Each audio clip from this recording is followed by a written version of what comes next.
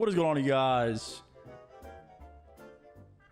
Welcome back to the channel. For today's video, we're going to be talking about the Kickoff Classic that you guys all just watched. The introduction to the 2021 CDL season, where all of the pro CDL teams faced off in fan-voted matches against each other. We played the LA Gorillas. Other matches happened, such as the LA Thieves versus the Chicago OpTic. FaZe played Florida. There's, it's great Call of Duty action to start the season. It didn't mean anything in terms of seeding, but obviously people are going to take it as the first showing for pro teams for the year. So, obviously it's kind of important. So today we're just going to talk about it. We're talking about my match. We're going to talk about the other matches, specifically the 100 Thieves one, because I think that a lot of people didn't see that one coming. And we're just going to touch on the weekend. So I hope you guys enjoy. And let's get started. Kicking it off with our match, obviously we played the LA Gorillas. This was fan voted because we kind of were they were the only team we could beat last year. So we ended up playing the LA Gorillas to kick things off. It was a 5-game series. We lost in game 5 fashion, unfortunately. Shout out to Apathy in the Vent. First map was Raid Hardpoint, and we lost that by just a lot of points. I think we lost by 120, something like that. Came out just super slow. They got momentum very early on into the map, chained some rotations together, and that was all she wrote. We responded nicely with I think it was 6-3 raid. Me and the Weenie put on a nice showing on that map. S&D was obviously supposed to be one of the Gorillas' strong suits. That was something that, early on in the season, they seem to be playing a lot of S&D tournaments together. They also have chemistry from previous years being on EG, barring Vivid. So going into the series, we knew S&D was going to be very important. Getting a 6-3 or 6-2, again, I don't remember the exact score. Victory early in a game 2 was very important. So securing Raid, obviously everyone loves Raid. Raid S&D is one of the best maps of all time. Happy we could win that one. Moving into Garrison Control, a notoriously defense-favored map. We won 3-2, all 3 of them being defenses. That's a map that is just very cut and dry when it comes to offense and defense. If you don't misplay on defense, you won't lose.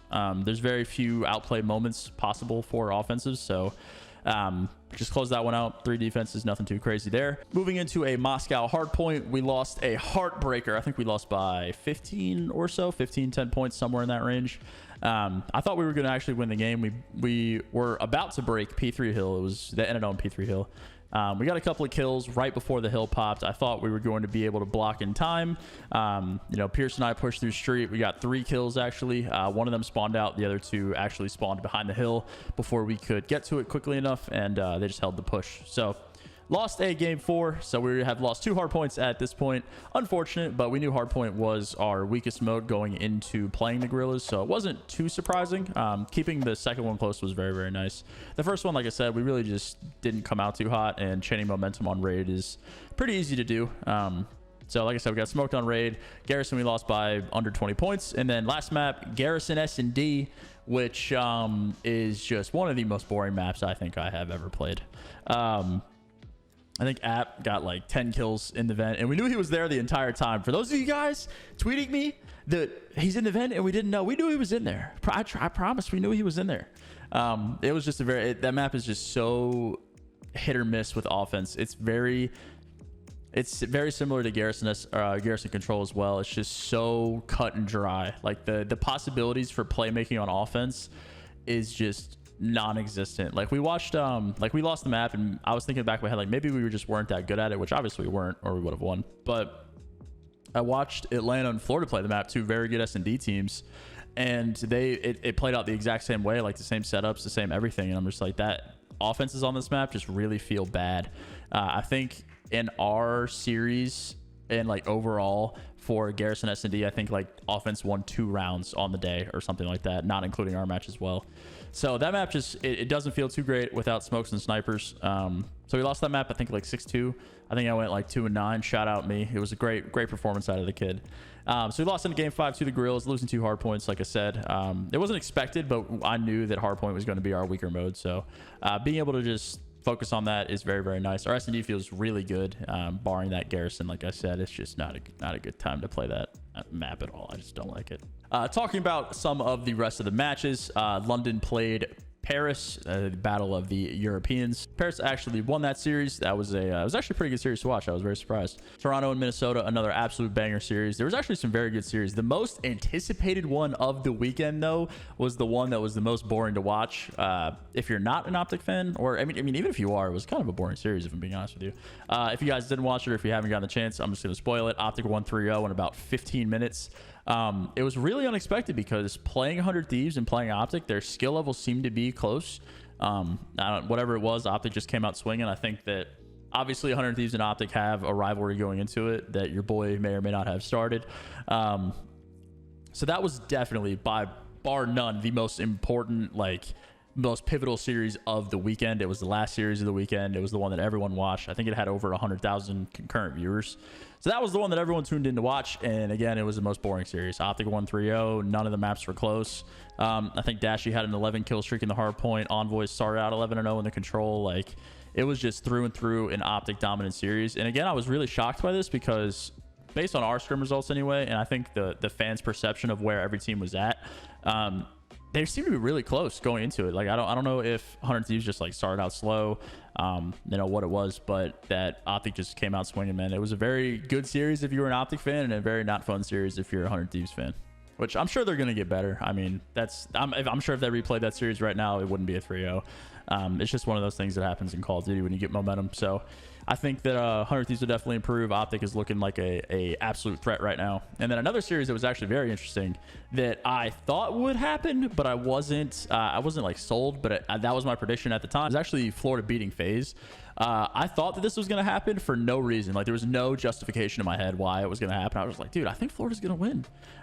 They pulled the server, and the server thing is very annoying this year. Obviously, it's preseason, so they're still working out the system and how to do things, but we ended up playing LAG on a Salt Lake server when I have two teammates in Atlanta, and they're all in California, so that wasn't very fun.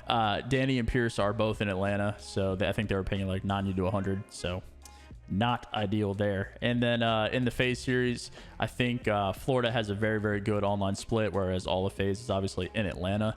And Florida essentially pulled the server. They're all central to northeastern in that region, and they pulled the server up there. And yeah, that's kind of what happens when you play online Call of Duty. Anything's possible, especially if you're pulling the server. So Florida actually beat FaZe. A result, like I said, that it wasn't really too surprising to me. I think that series was... I just don't have a reasoning why. I just thought that Florida would beat them. Maybe it's just my intuition. Who knows? So it was good to start out the season in not a way that didn't matter, but kind of gear up for competitive play, if that makes sense. It wasn't a tournament. It wasn't just hopping straight in. It was okay, we're gonna play an actual on stream. The series will matter in a way, but not for points or seeding or anything like that. It was good. It was a nice warm up to the year, if that makes sense. So I hope you guys enjoyed today's video, and for the future, I am definitely going to be making event recaps. If you guys saw the schedule, we play almost every goddamn weekend, so I'm probably going to be making a lot of these videos. There's if you guys don't know, I'm just going to break down the schedule really quickly. Essentially, there is 3 home series and then an open event, open championship, whatever you guys want to call it. There's 4 stages, so it's going to be 4 sets of 3 home series and then 4 opens, and that will happen throughout the year. I think there's a 2-week break between opens, so it's gonna be a lot of Call of Duty. There's gonna be a lot of Call of Duty to be played. So there's gonna be a lot of recap videos. So my team specifically, I'm happy that we're definitely improving. If you guys saw my video, I don't know, I called us trash at some point in the last couple of uploads. We're definitely getting a lot better though, man. Scrims went super well today. Specifically, we played at LAG and Dallas. From where we were at the beginning of the year to where we are now is more improvement than my team had pretty much all of last year. So seeing that improvement is a very nice refresher. Good things to be expected, hopefully, anyway, if we continue on this trajectory. Hope you guys enjoyed today's video, though, nonetheless. If you did, leave a like.